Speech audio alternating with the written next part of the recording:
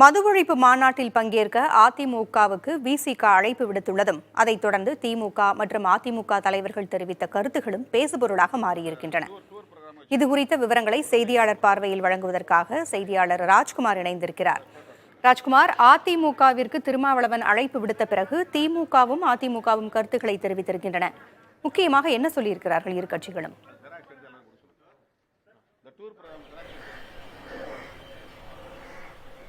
விடுதலை சிறுத்தைகள் கட்சி சார்பாக அக்டோபர் 2ஆம் தேதி மது ஒழிப்பு மாநாடு நடத்த இருப்பதாக விசிக தலைவர் திருமாவளவன் தெரிவித்திருக்கிறார்.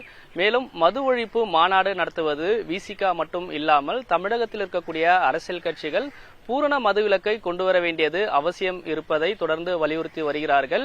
எனவே அதன் அடிப்படையில் விசிக நடத்தக்கூடிய மது ஒழிப்பு மாநாட்டில் அனைத்து அரசியல் கட்சிகளும் பங்கேற்கலாம். குறிப்பாக சாதிய மதவாத இயக்கங்களை தவிர்த்து அரசியல் கட்சிகள் இந்த விசிக நடத்தக்கூடிய மாநாட்டில் பங்கேற்கலாம்.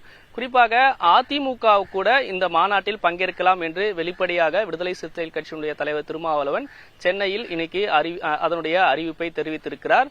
இது அதிமுகவை பொறுத்தவரை அதிமுகவினுடைய முன்னாள் அமைச்சர் ஜெயக்குமார் பேசும்பொழுது மது ஒழிப்பு மாநாட்டில் பங்கேற்பதற்காக விசிக அழைப்பு விடுத்திருக்கிறது. ஆனால் அந்த மாநாட்டில் பங்கேற்பது குறித்தும் யார் பங்கேற்பார்கள் என்று அதிகாரப்பூர்வமாக கட்சி தலைமை முடிவெடுக்கும் என்று முன்னாள் அமைச்சர் ஜெயக்குமார் தெரிவித்திருக்கிறார். திமுகவை பொறுத்தவரை திமுகவுடைய செய்தி தொடர்பாளர்கள் பேசும்போது விசிக தனி கட்சி, அதே போன்று அவர்கள் நடத்தக்கூடிய இயக்கங்கள் மற்ற விவகாரங்களில் யார் பங்கேற்க வேண்டும் என்று அவர்கள் அழைப்பிடுவதற்கு உரிமை இருக்கிறது என்று திமுக தரப்பிலிருந்து செய்தி தொடர்பாளர்கள் பேசுகிறார்கள். தற்போது இந்த மாநாட்டுக்கு அதிமுகவும் அழைப்பு விடுத்திருப்பது அரசியல் வட்டாரத்தில் மிகவும் பரபரப்பாகவும் அரசியல் விமர்சகர்கள் இது குறித்து பல்வேறு விதமான கருத்துக்களும் தெரிவிக்கிறார்கள். மது ஒழிப்பு மாநாடு என்ற நோக்கத்தின் அடிப்படையிலே நாங்கள் அழைப்பு விடுக்கிறோம் என்று திருமாவளவன் தெரிவித்திருக்கிறார். தேர்தல் கூட்டணி என்பது வேறு, மக்கள் பிரச்சினைக்காக ஒன்றிணைவதும் அரசியல் இயக்கங்களை அழைப்பதும் வேறு என்று விசிக தலைவர் திருமாவளவன் இதற்கான விளக்கத்தை அவர் தெரிவிக்கிறார். எனினும் அதிமுகவை வெளிப்படையாகவே அழைப்பு விடுத்திருப்பது, திமுக கூட்டணியில் இருந்து விசிகவே அழைப்பு விடுத்திருப்பது ஒரு பேசு பொருளாகவே மாறியிருக்கிறது. இந்த சூழ்நிலையில் அதிமுக இதில் என்ன நிலைப்பாடு எடுக்க இருக்கிறது, மாநாட்டில் யார் பங்கேற்ப இருப்பார்கள் என்று ஒரு எதிர்பார்ப்பாகவே இருக்கிறது. அரசியல் விமர்சகர்கள் கூறும்பொழுது இது ஒரு பேசு பொருளாகவே எதிர்காலத்தில் மாறும். பூரண மதுவிலக்குக்கு தற்போதைய சூழலில் சாத்தியமில்லை. அது மட்டுமில்லாமல் திமுக கூட்டணியில் தான் விடுதலை சிறுத்தைகள் கட்சியும் இருக்கிறது. அவர்கள் அதை திமுகவிடவே நேரடியாக வலியுறுத்தலாம்.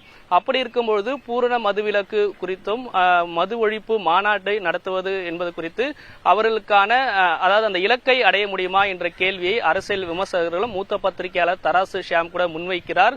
எனவே திமுக கூட்டணியில் இருந்து தற்பொழுது இந்த மது ஒழிப்பு மாநாட்டுக்கு அதிமுகவை அழைத்திருப்பது அரசியல் ரீதியாகவே பேசு பொருளாகவே மாறி இருக்கிறது. இனி அதிமுக இதை எப்படி எடுத்துக்கொள்ளும், யார் பங்கேற்பார்கள் என்ற பொறுத்தே அடுத்த கட்ட நகர்வு அதிமுகவில் என்னவாக இருக்கும் என்று அரசியல் விமர்சகரும் கருத்தை தெரிவிக்கிறாங்க. பூங்குழலி, தகவல்களை வழங்கியமைக்கு நன்றி ராஜ்குமார்.